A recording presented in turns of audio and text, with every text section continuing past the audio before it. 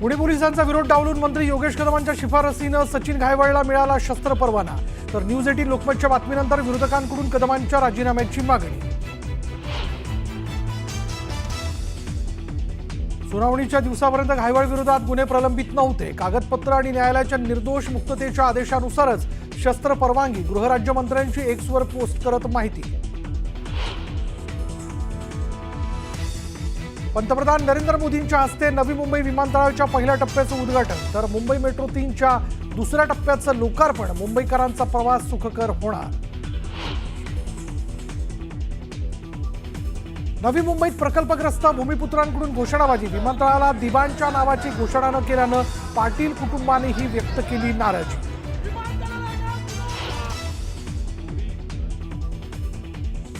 काँग्रेसमुळे भारतात दहशतवाद फोफावला। काँग्रेसने एका देशाच्या दबावामुळे पाकिस्तानवर हल्ला टाळला। मोदींचा घणाघात।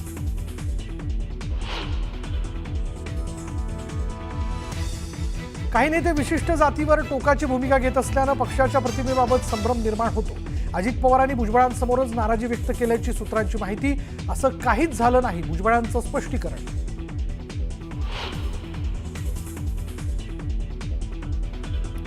अपघातग्रस्त कुटुंबाकडून 19 लाखांची मागणी। गौतमी पाटीलचा दावा। तर चंद्रकांत दादांच्या विधानामुळे मी नाराज, गौतमीचं वक्तव्य।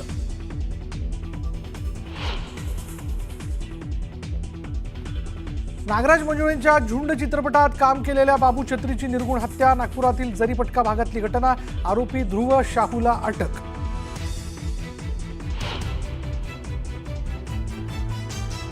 उंच इमारतीवरून सिमेंट ब्लॉक डोक्यात पडून 22 वर्षीय तरुणीचा मृत्यू। जोगेश्वरीच्या मजासवाडीतली धक्कादायक घटना। पोलिसांकडून घटनेचा तपास सुरू।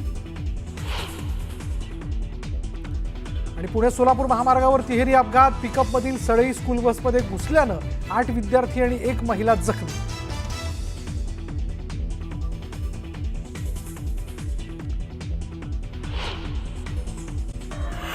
पण त्याआधी नेमकं घडलं काय आणि आज दिवसभरातले त्याचे पडसाद काय हे जाणून घेऊ।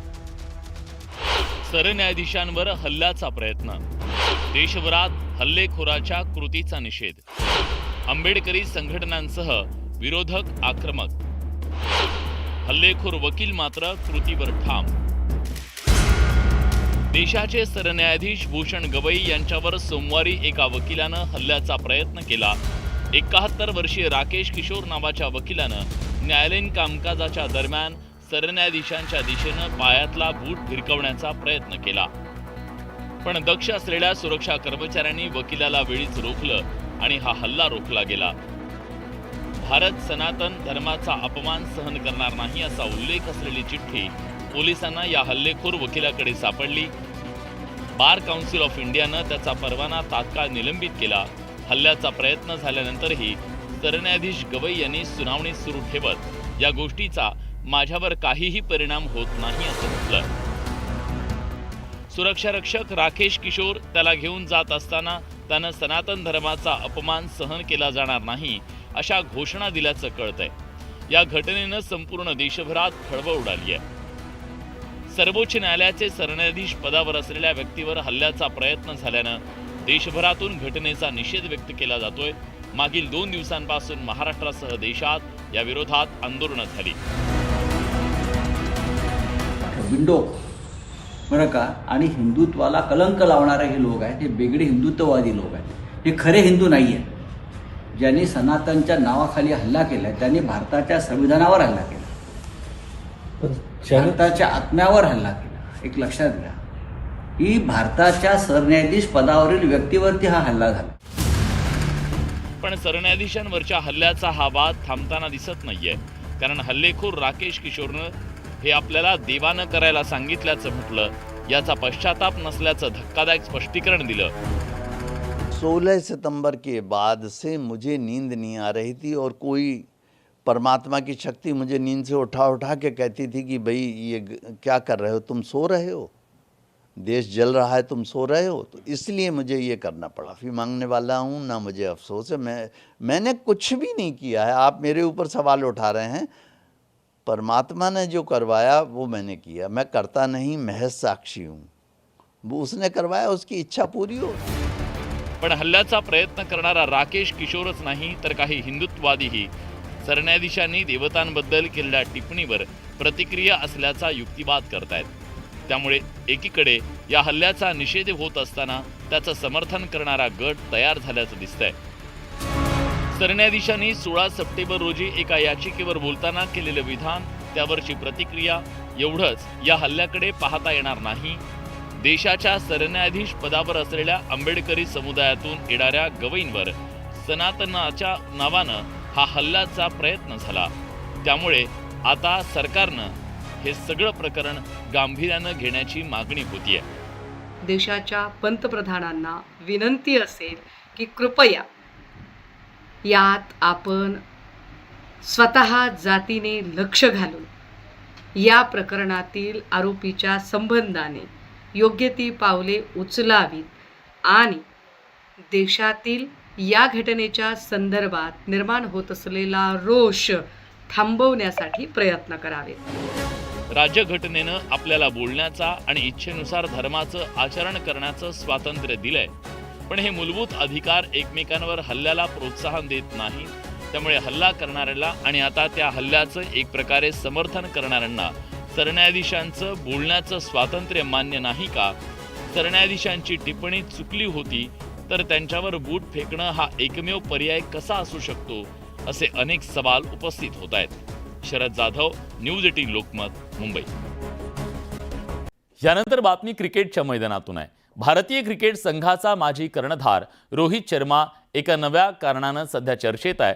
ते म्हणजे रोहित शर्मानं तब्बल 10 किलो वजन घटवलंय. रोहितच्या फिट अँड फाईन लुकची सध्या जोरदार चर्चा आहे.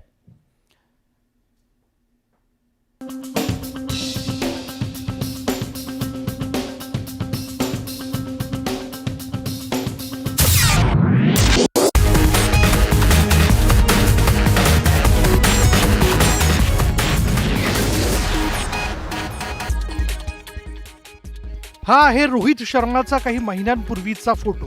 सुटलेलं पोट, वाढलेलं वजन, यावरून रोहित शर्माला चांगलंच ट्रोल करण्यात आलं होतं. आता हा दुसरा फोटो बघा.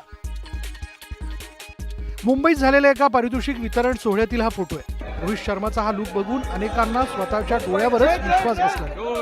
रोहित शर्मानं 1-2 नव्हे तर तब्बल 10 किलो वजन कमी केलंय. रोहित शर्माचं हे ट्रान्सफॉर्मेशन बघून त्याच्या चाहत्यांना सुखद धक्का बसला.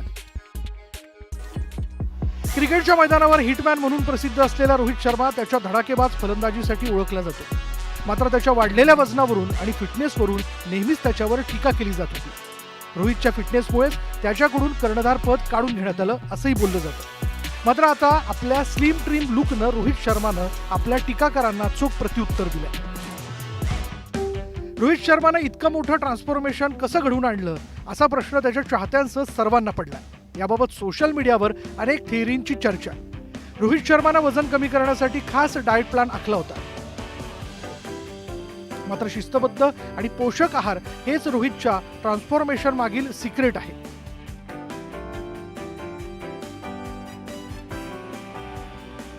रोहित शर्मा सध्या 38 वर्षांचा आहे. तो आता स्पर्धात्मक क्रिकेट खेळू शकणार की नाही याबाबत ही प्रश्न उपस्थित केले जात होते.